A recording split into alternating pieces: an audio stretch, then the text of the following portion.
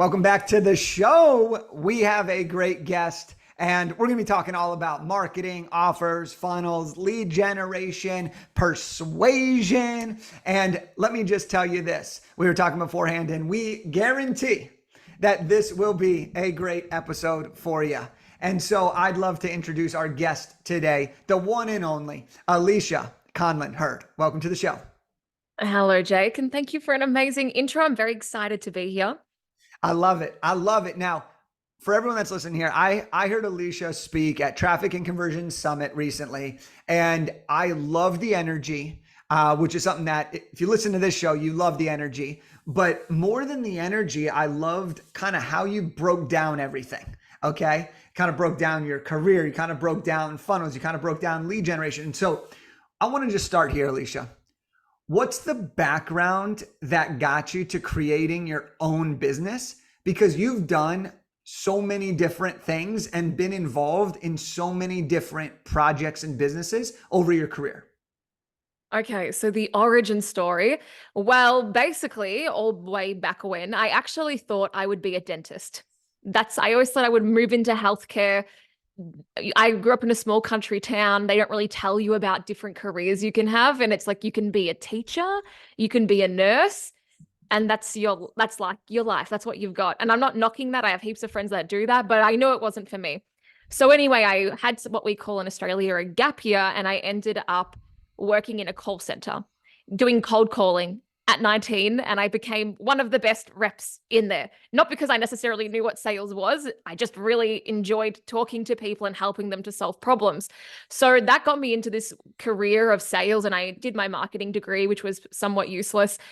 And then I got into digital marketing, and I started at this agency called King Kong. And I was one of the first employees there. So some people know of King Kong. They're a big agency in Australia.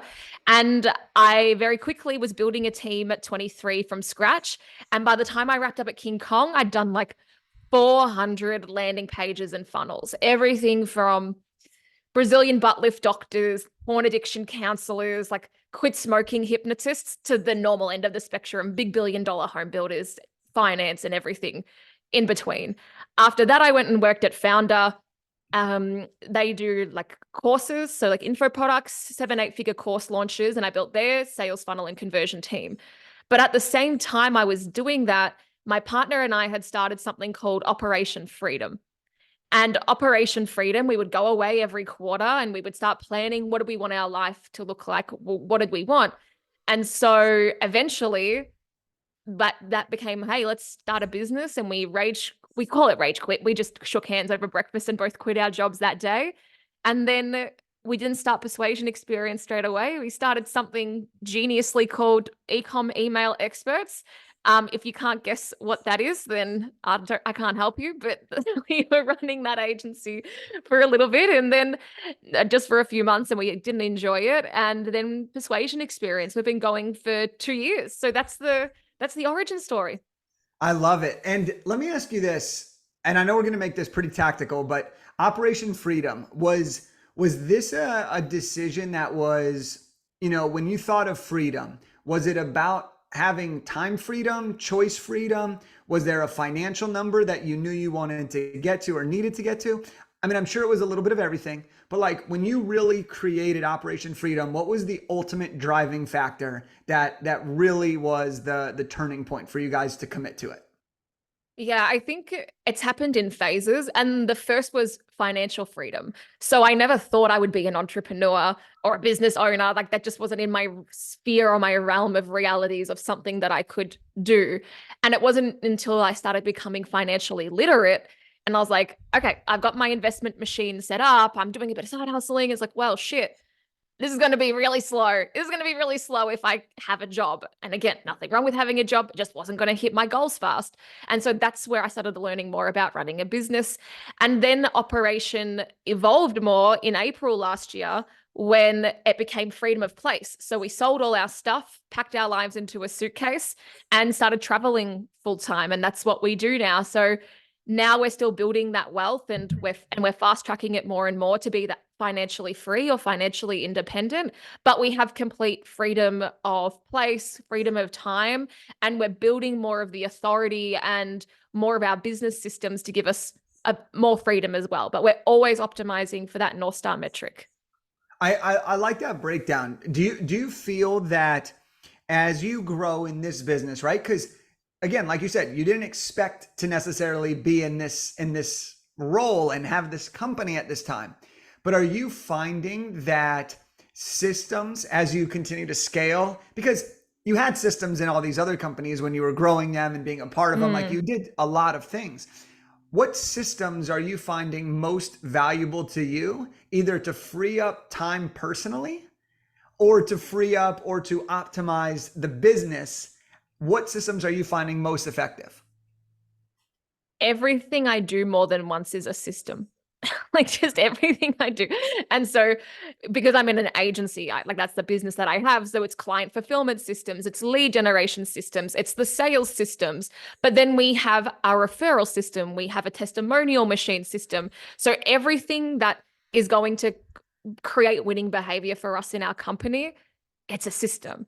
And we don't like labor over these systems and try and make them perfect. We launch minimum viable, our team tests them, then we can fix them, and then we post-mortem. So we have this thing in ClickUp where we can, I call it like where my team can air their beefs. So whenever something's like a friction, they can go and put it in the post-mortem. I review it every month, and then I fix the systems or build new systems to fix the friction. And that's how we keep that flywheel going.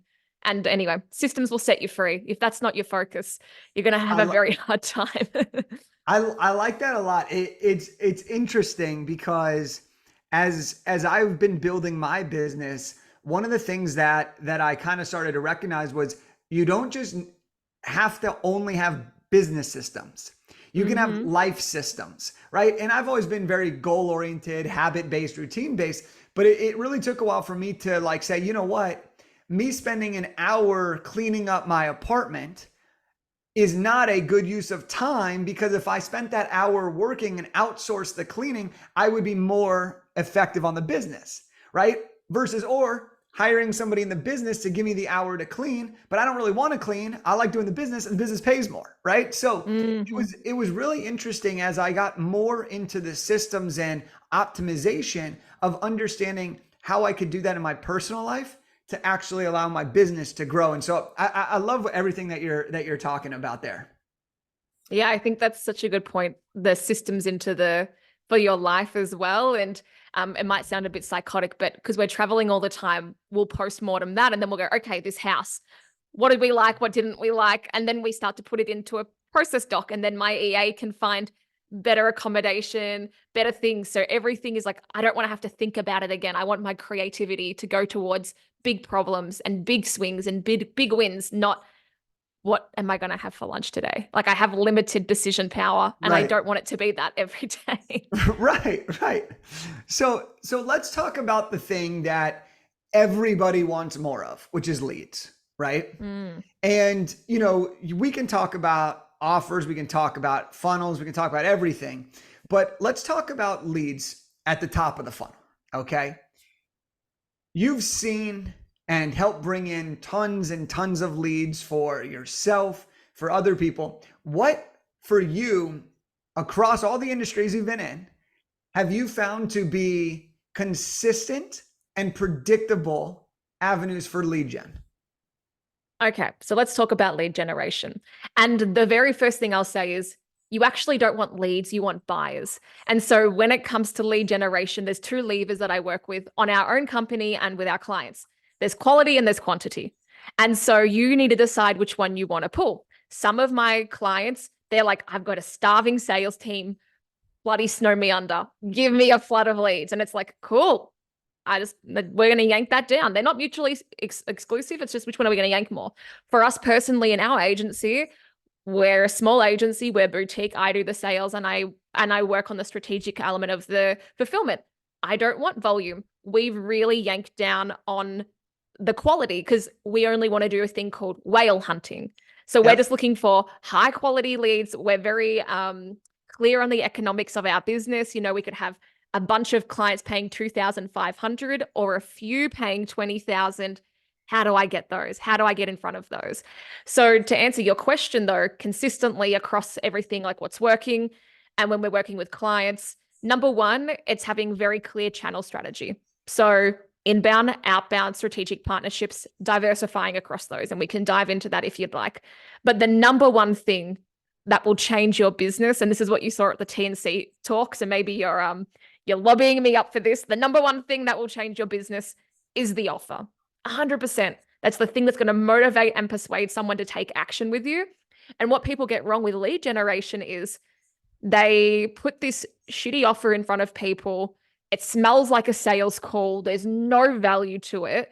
And they forget that you have to get a lead before you can get a sale, right? Like you can't try and sell somebody if that's not the right time. And so they're not creating what we call lead generation offers. How can you give something valuable for someone to take that next micro yes, that next step with you to become a lead? Yeah. And I am teeing you up, but we're not there yet. Okay. What I want to do right. is you did bring up something that's really important that I want to discuss is you talked about quality and quantity. You talked about buyers versus leads. So let's talk about this when it comes to some of the lead gen. Are you focusing on when you're trying to bring in leads, are you focusing on building an email list? Because on one hand, people want more subscribers. They want more of an email list. They want to have the audience grow. But on the other hand, are you creating a buyer list? Something of a low ticket, a free plus shipping funnel, a set like a tripwire, something that, well, it might cost a little more, but you're getting somebody to be a buyer, so you know they're seriously considering. What have you found is your personal preference when it comes to that lead list versus a buyer list on the front end? Yeah. So really and before I tell you how to do it, I always try and say, here's how I think about it. Because I think that's much more valuable to people instead of me just telling the tactical. Here's the strategy and here's how we think about it. So what you want to do is always match the buyer's journey and the temperature of traffic to the offer that you're putting in front of them. So even if you're putting something in front of them that is something to build the list, which is typically a lead magnet, I call it an authority beacons. That's my special word for it because that's how you do it properly. But that's just an offer. That's one of your offers. And then if you're trying to build a buyer's list, cool. Well, that's just a different offer. That's a product offer. And so what my personal preference is the thing that helps the business's goals. But I think that they serve two different goals, those things. So we want to build an email list because when we're working with colder traffic, we want to take as much of that traffic off of that platform and put it onto our owned media. And that's what most people get wrong. They don't know how to monetize and convert attention. So there's all of these people, maybe some of the people listening have these really big followings. They're about to write a book, but they can't figure out how to monetize and convert the attention. So that's how that like lead magnet and email list work. It's just an offer for a certain type of temperature, for a certain type of channel, for a certain type of stage of the buyer's journey. For a buyer's list, we do that in our company, Persuasion Experience. So we have something called our lead machine offer workshop. It's $17. We do a lot of LinkedIn. I'm building the YouTube. And we want to build a list of customers. One, because if we decide to sell, cha-ching, people are going to love that we have a list of customers. Number two is because of the ascension of it. So I'm not making my millions of dollars from a $17 offer in case anybody's wondering. But what I do with that is very few people move through the agency. Maybe like 1% of anyone who sees any of my stuff less, probably like 0.001% of people will ever work with me in my agency. So I'm building all of this authority. Well, how can I figure out how to monetize it? And that's where we build the buyers list. So yeah, classic marketer answer, it depends, but that's how I think about it. And that's how we do it in our company. Well, I think it's helpful. Like you said, it's helpful to see it the way that you think about it, right? Because there's different purposes for each one. And I don't think there's a right or a wrong way. I'm a big believer that there's a million ways to win, right? There's always opportunities. There's always ways to win. And so it's interesting to hear you talk about the difference between the lead list, the buyer's list, when and where you'd use them in this customer journey. So let's talk about, you talked about inbound, outbound, and strategic partnerships. Let's talk about outbound for a second here. Because a lot of people, especially in smaller businesses growing, maybe they're at their 10K a month, maybe they're at 20K, 30K a month. oftentimes you can get there without doing a ton of outbound, right? A lot of it can become through word of mouth, referrals, just regular ads, different things like that. But outbound is typically something that I've noticed people are doing when they're scaling, if they're trying to do volume. So talk to me about how you kind of look at outbound and what channels you're looking at and what quantities you're looking at when you're setting up an outbound lead generation campaign. I think the biggest thing that people get wrong with outbound is they think it's easy and they're lazy with it. And they feel entitled that because they're running some outbound that they should see results. And the good thing about outbound, so that could be messages, DMs, but that can also be email, or that can also be direct mail, one of the lesser used things that can bring you in leads, right? What most people get wrong is they're just becoming more of the noise. But the good thing about it is it's one of the only ways to get predictable, consistent leads. There's that, or there's ads. And ads is very expensive to learn on if you don't know your messaging and to try. And we used outbound for ourselves in our business early last year. And then we turn it on when we need to, like to supplement if referrals, word of mouth, podcasts, those sorts of things are low. We can turn it on to keep hitting our numbers because we know the inputs that will get our outputs. And we train a lot of agency owners on this as well. And so when we're doing outbound, the best way to do it, and like in terms of volume, is to not do high volume. Don't send something to 2,000 people, because when we're sending outbound, no matter if it's in DMs or email or direct mail, the goal of it is to be a welcome guest, not an annoying pest, right? And so most people do these big, broad, shitty emails that nobody wants to open, that provide no value, and they don't actually think about the person. And so what we want to do is, when we're creating outbound campaigns, is get as many qualifiers as humanly possible to make it feel as much for that person as humanly possible. So the best way to do it that we have found is that we do lists of 50 to 200, and we know 2 to 3 qualifiers about them. We know what's the bullseye of the market. We know what's going to motivate and persuade them. We have this thing called like our ammunition, like what is going to excite them, what is their language, what's their vocab, and what's the conversation that we're entering. Yeah. And how can we provide an offer that's the next micro step, which is just usually to reply to the email. That's all you're trying to do on that first. You're not trying to sell stuff. Just get them to reply. Right. And then once they reply, I mean, there's so many directions I want to take this, but once they reply, what is your focus at that point? Is it to qualify them right away? Or for you, is it to get them onto a call? Is it to fill an application? What for you, when you're doing a very focused and intentional outbound campaign, what's the next step? You get them to reply, and then what for you do you like to do?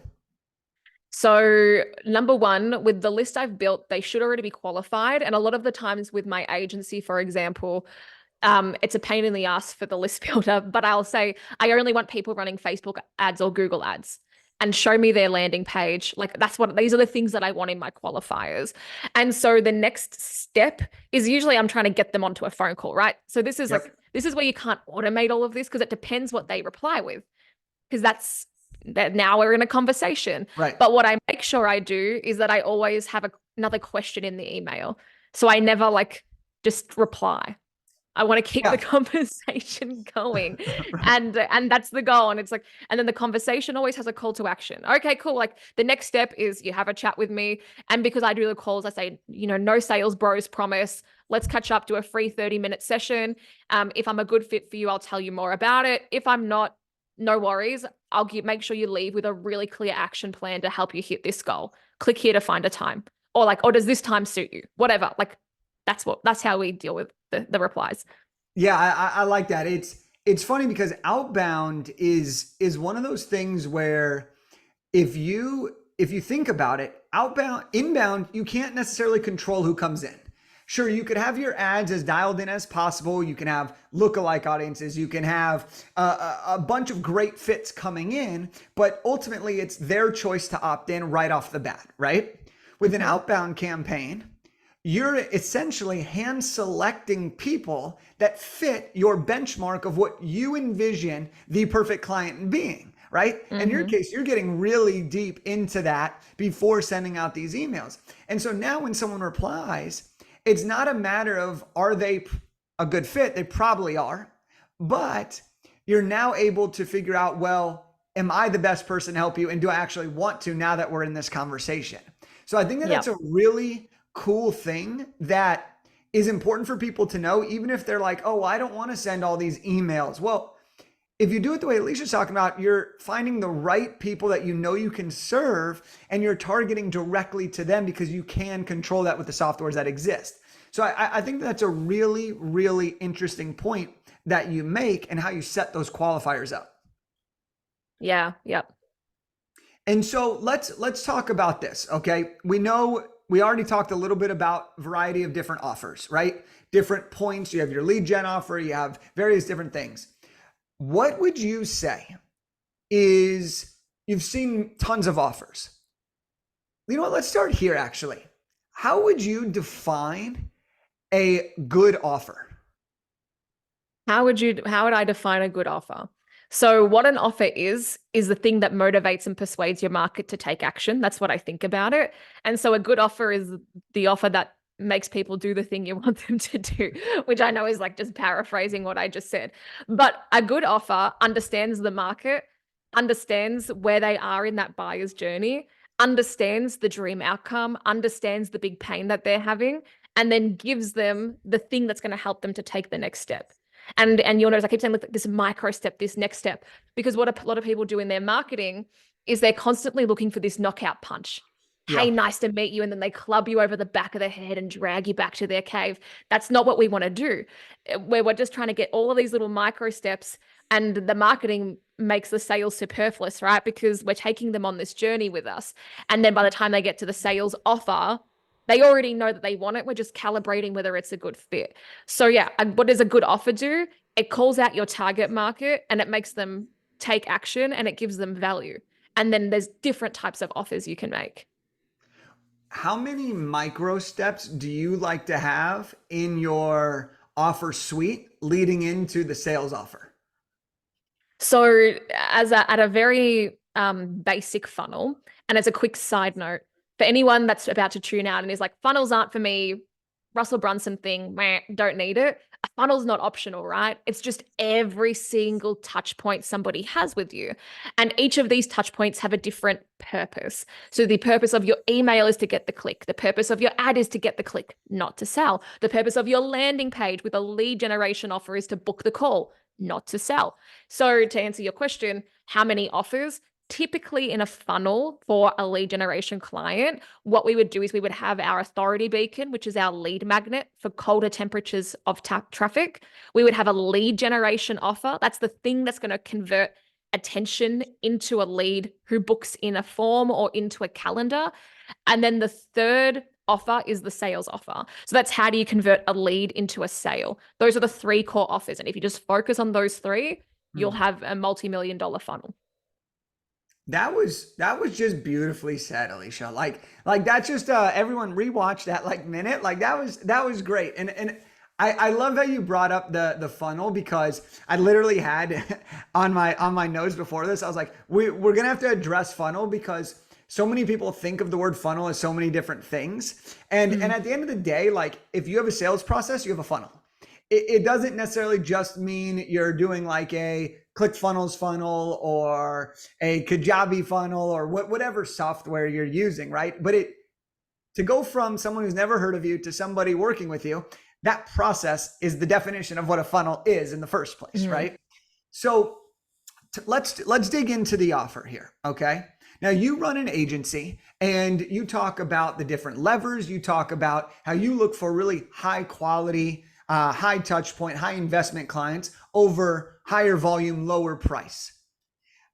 Where should somebody really be thinking about if and this is a very open-ended question, so I'm going to try to narrow it down here. But let's say somebody is trying to identify their product market fit, right? And they've sold something low, they've sold something high, but they're trying to figure out their sweet spot. What are some of the questions that we should be asking? And who should we be asking those questions to in order to figure out the sweet spot for our sales offer? Okay. So I too have launched many offers and served many markets over the last 2 years. And I call it prototyping, but that's just a bit of a euphemism for shiny object syndrome. But you have to figure out what is going to be your market and and what are you going to offer them, right? And so some of the questions that we have asked ourselves on this journey is number one, what's our revenue goal? And so we always reverse everything back from that. What is our revenue goal? Okay, so my revenue goal is $1 million a year. I want to make 250K a quarter. Well, how am I going to do that? So then I'll start to list out all of the different markets I can serve, all of the different offers I can give to them. So all of the markets, their problems, and how I can solve those problems and what I could charge to solve those problems. This is literally what I've been doing over the last 5 years in this Operation Freedom, trying to figure this out. And then what I do is start to play with the numbers. Okay, well, I'm not going to be able to do the math, but it's like I could have 20 clients at $1,000 each, or I could have one client at $20,000. What do I want? I want that. I don't want to have a big agency. I want this over here. Okay, cool. And then once I know what I want, really the biggest question in the business is who? Who am I going to serve and what problem am I going to serve for them? Mm-hmm. And so what we did is we tested out a lot of markets. I did consulting. We had that e-com email experts. I've had marketing manager for hire. I've done just projects. Now we're agency and ads, and we're in the right vehicle now. But if you're just getting started out and you're not quite sure, it's about finding the right vehicle for you and finding the right vehicle to serve an underserved niche usually. So when you figure out that who, then there's a series of questions that we ask ourselves to find the right market. I have that video on my YouTube, so I go and watch that, but I'll just go over them quickly, some of them. And those questions can be like, are they educated on their pain? Is there a big enough total addressable market? Do they have money to spend? Are they easy to find? And then if, I start to score these different markets, and then, it's like, how do you find the sweet spot? Find a market that's underserved, figure out how you can serve them. And I would say a market that's underserved and you enjoy serving, figure out how much you can charge. And remember that the bigger the problem you solve, the more you can charge. And as a side note, when I was side hustling, I was doing $400 projects. Wow. I'm like, that's not good. And now I've been on this journey that I'm outlining, and now my clients are worth $240,000. So once you do this and you keep prototyping and you keep finding the right vehicle, you get better market selection, better offers, better economics in your sweet spots. Yeah, yeah. Shit, we just covered so much so quickly.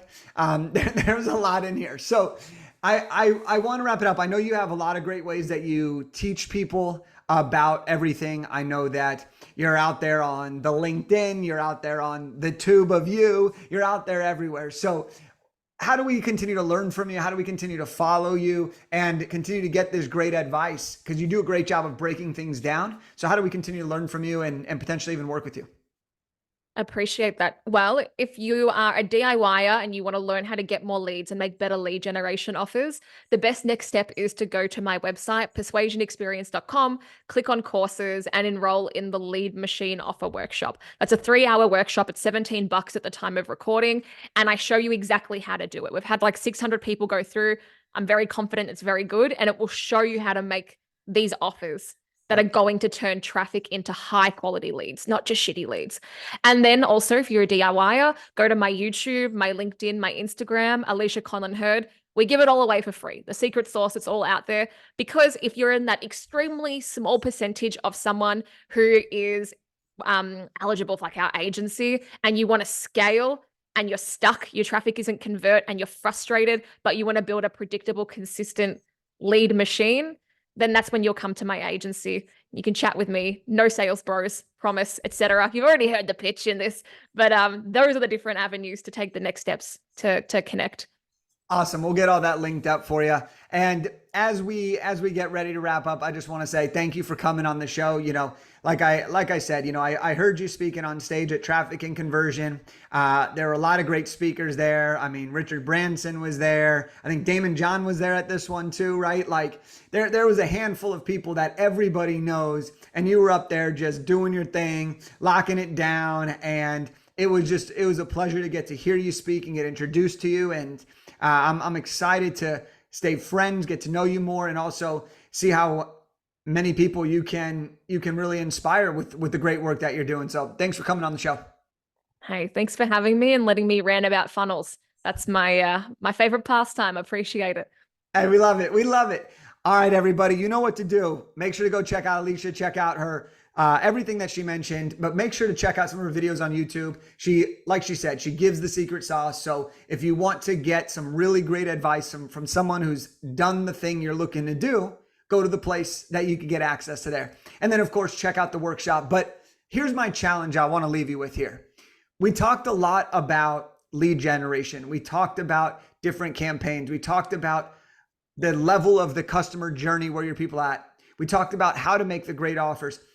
My challenge to you is to take something from this and evaluate where you're at in your company right now, where you're at in your business, whether you're just starting, you're doing 10K a month, 100K a month, and figure out what is one area that we talked about today that you can improve, and then take that action right away. Don't think about it, just take that action. And that's my challenge to you. I'll leave you with that, and I'll see y'all on the next one. Peace.